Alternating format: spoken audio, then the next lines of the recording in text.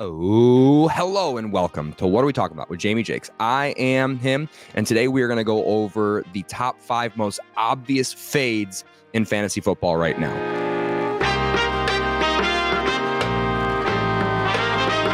Today's episode, I will be doing solo here on the casting couch. Let me know in the comment section if you want me to bring more guests on. Today, I'll be going all by myself because I couldn't get anybody in studio, and I'm sick of those Zoom calls and that delay. So tell me what you think about this one. We are going to start today with, unfortunately, a lot of these are going to be injury related. TJ Hockenson for the Minnesota Vikings. TJ Hockenson, a lot of his production last year came when Justin Jefferson was off the field with his hamstring injury. There is a quarterback question mark up in the air with TJ Hockenson. We don't know if JJ McCarthy or Sam Darnold will be throwing him the football, probably a little bit of both this year. But most of all, we don't know when he's going to be back. He had a really late season knee injury against the Lions where his knee basically exploded, him coming up over the middle and the defensive back going really, really low. It looked like a multi-ligament knee injury, similar to what we saw Chubb get last year. And Chubb, in my opinion, probably will be able to come back because he had a 2-3 month head start on TJ Hockenson when he got his surgery for his knee. Seemed to be a very similar style injury. So for that reason, I can't be drafting him, even though his ADP has fallen. His current ADP, as I'm recording right now, is 146 overall at tight end 16. So first of all, tight ends that are going after him that I would probably prefer over TJ would include Noah Fant, tight end 19, Tyler Conklin, tight end 20. Guys you can wait a round or two on. Cade Otton is still out there. Guys you can wait a really long time on who are going to score more fantasy points this year than TJ Hockenson, just for the sole fact that he's not going to be ready to start the season. When he is ready, they're probably going to ease him in to competition. We could see legitimately him miss just the entire season if he's healthy by week 15 and the Vikings are struggling, probably not going to make the playoffs. I could see him missing the whole season. So I would highly recommend not drafting him where he is currently going. Instead, I would recommend drafting someone like Xavier Legette. Will be a rookie wide receiver for Carolina. Might be their number 1 wide receiver. Worst case scenario will be their wide receiver 2, of course, barring injury. Maybe we see a little bit bounce back from that offense. That was the worst offense in the league last year. Maybe it gets a little bit better. Maybe Xavier Legette is that guy. There are certain concerns with him. He had a late breakout age, a little bit older. Whenever I see highly predictive statistics like breakout year and I still believe in the player, I'm like, why did he struggle so early on? He had a lot of things. He had family issues. Both of his parents passed away, unfortunately, at a pretty young age. Probably something that would have ended a lot of other players' careers, even if they are as talented as Legette.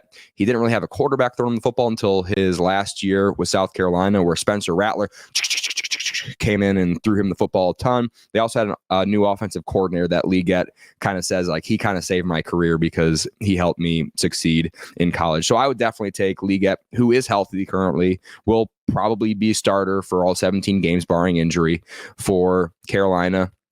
And he could just break fantasy football because you're getting him so low that he could really, really help you out as a late round draft pick in these drafts.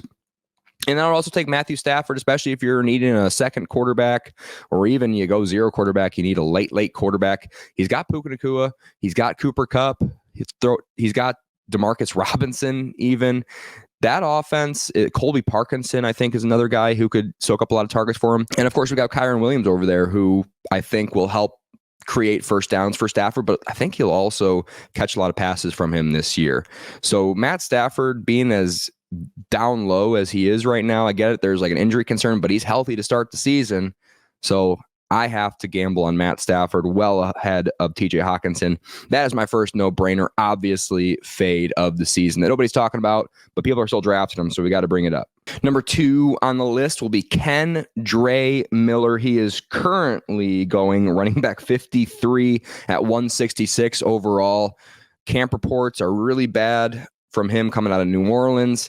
He is injured again. He is injured already, which was obviously an issue with him in college, obviously an issue with him in his rookie year.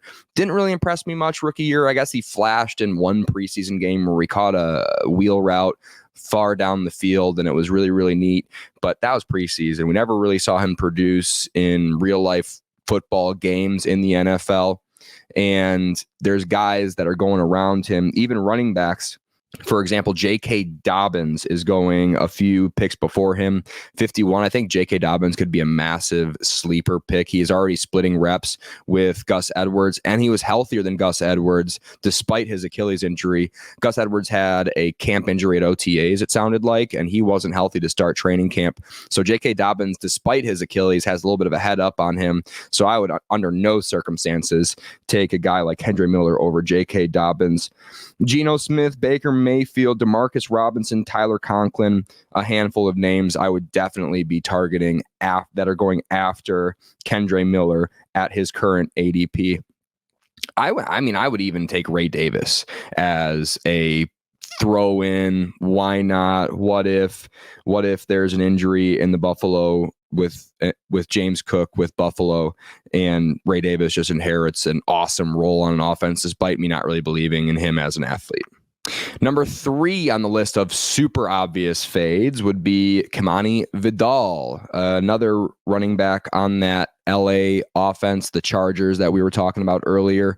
Gus Edwards, J.K. Dobbins seem like they're going to be ready to go to start the season. They're going to be 1-2 with a bullet. Kimani Vidal is going 4th. And I get it. There was excitement out of him coming out of college. Some people liked his film. He was a small school guy. Me personally, when I see a small school guy, I want him to look like he doesn't belong on that football field, as in he should be playing for the SEC, but he's just playing for the small school. Kimani Vidal, he fell in the draft, wasn't highly picked, and now he's looking like a 4th, 5th string guy. Might not even make the team. Let's be honest, he might get cut. And if you're drafting a guy who's not going to play a single down in the NFL, or a guy that's just going to ride that practice squad in LA, you can't be drafting him, even if he is going super late. Vidal is currently going running back 48 at 157 ADP overall. Tyler Algier is rumored to be getting a lot more opportunity than we maybe had thought that he would get going into camp. He is going right ahead of him at RB 47 at 153 overall in average draft position. I would definitely take Tyler Algier over Kimani Vidal. I just checked my exposure on Tyler Algier, and I have a lot more of him than I thought I even did. He's a guy that I've just kind of been auto drafting, not thinking much about it. I have 20% of Tyler Algier, and I feel really, really good about it. Deshaun Watson, he could have that 4th year Mike Vick style bounce back season post scandal that I think a lot of Browns fans and a lot of dynasty managers of him have been waiting for. He's got a rushing floor. I think he's still going to run the football. And if he doesn't run the football, that means he's just getting the ball out of his hands faster, which has been Deshaun Watson's Achilles heel this whole time. That and super hot massage therapists. If you're still looking for running back, Chuba Hubbard, this is going to kind of tip off my next pick, but Chuba Hubbard is going after him at 159. I think he's going to be the lead back there in Carolina. And Aaron Rodgers, if you're into that sort of thing, again, J.K. Dobbins, Noah Fant still available well after Kimani Vidal. Okay, and now let's get into a little bit higher up in ADP. My number 4 obvious fade is Rome Odunze.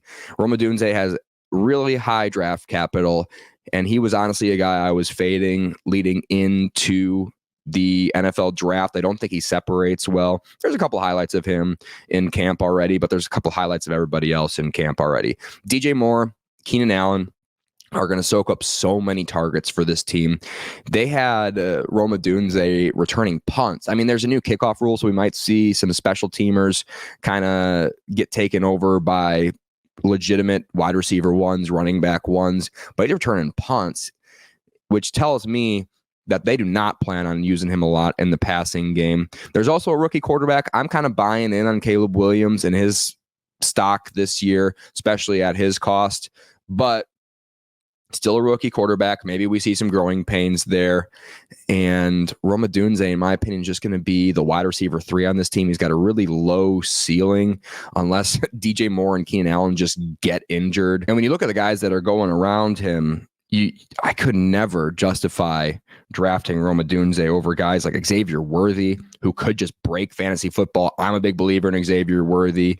Broke the 40-yard dash combine record at 4.21. He had great production. broke a freshman receiving record at Texas. He had great production his whole career. He's not just some track star. He is a legit bona fide wide receiver, and I believe he will start for the Chiefs. And we've seen Patrick Mahomes do a whole lot more with a whole lot less.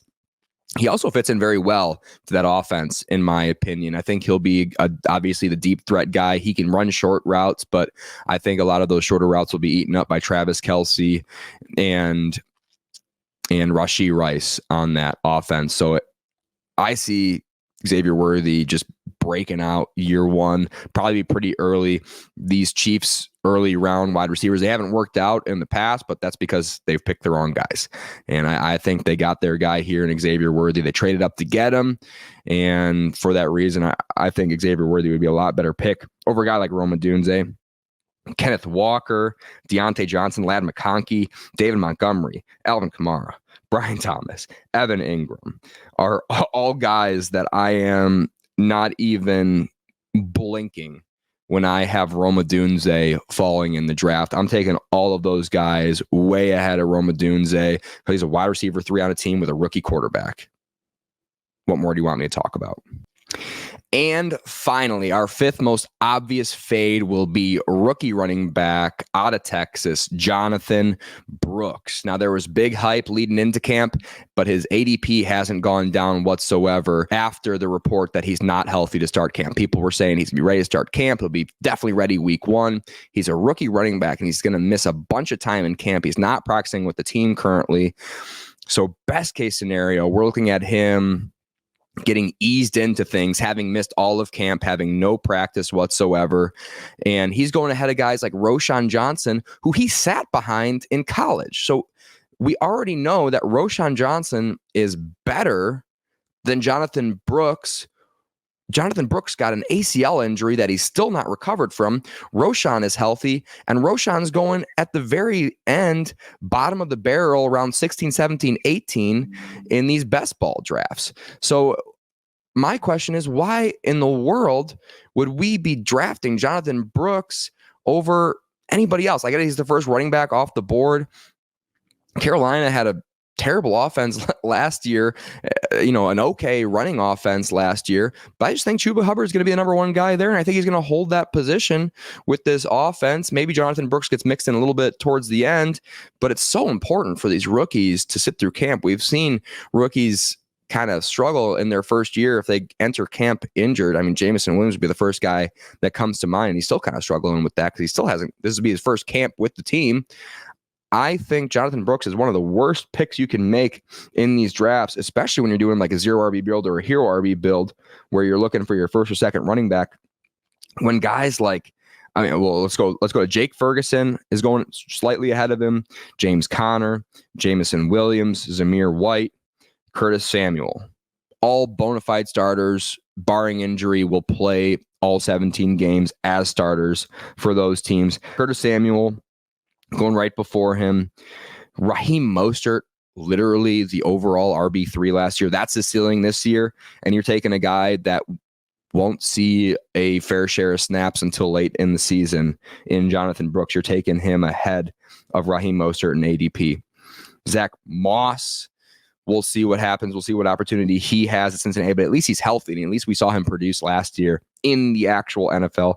Dak Prescott, Josh Palmer, David Njoku, Jaden Daniels, Brian Robinson, Rashid Shaheed, even Tajee Spears, even Devin Singletary, I would take ahead of Jonathan Brooks. And if he falls that far, like 3-4 rounds, I'm still really, really struggling taking him ahead of a guy like Caleb Williams, who's going way, way after him. You can't be drafting Jonathan Brooks in these drafts. It's just everything is a red flag leading into it. If he was healthy, maybe that would be a different story. Also, in my personal opinion, his college film wasn't that impressive. And like I said, he's not as good as Roschon Johnson, who is like being drafted as a flex RB at the current moment. These were my most obvious fades. I just want to get this out there because a lot of these guys are a little bit lower in ADP. And for that reason, I don't think a lot of... And that's it for today. This is the most obvious fades in fantasy football at the moment. A lot of them are pretty low in ADP, admittedly so. But the reason for that is a lot of people aren't talking about it because they are so low, and it's guys that you need to pass on so you can take big home run swings and hopefully hit a home run on some of the other guys that I mentioned today. Please subscribe and stay tuned, because next episode will be the top 5 most spooky fades in fantasy football. Spooky meaning guys I am terrified to fade, but because of the process that I follow, I am currently fading at the draft position that they are currently going at. So stay tuned to that. Leave a like. Leave your thoughts on guys you should easily fade in the comments. And let me know if you disagree with anything that I said. I'd love to talk to you about it in the comment section and tell you a little bit more why I am leaning in that direction. My name is Jamie Jakes. We'll see you next time.